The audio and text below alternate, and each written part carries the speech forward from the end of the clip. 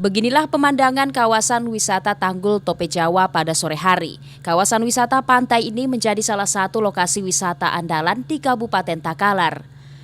Kawasan wisata yang berlokasi di Kecamatan Manggara Bombang ini menjadi pilihan warga untuk ngabuburit sambil melihat desiran ombak dan menunggu sunset.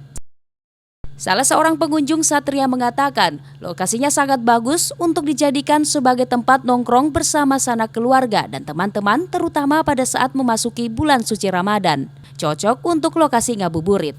Ini tempatnya sangat bagus untuk ditempati nongkrong bersama teman-teman, terutama pada saat ini udah memasuki bulan suci Ramadan. Sangat cocok untuk ditempati ngabuburit bersama kawan-kawan.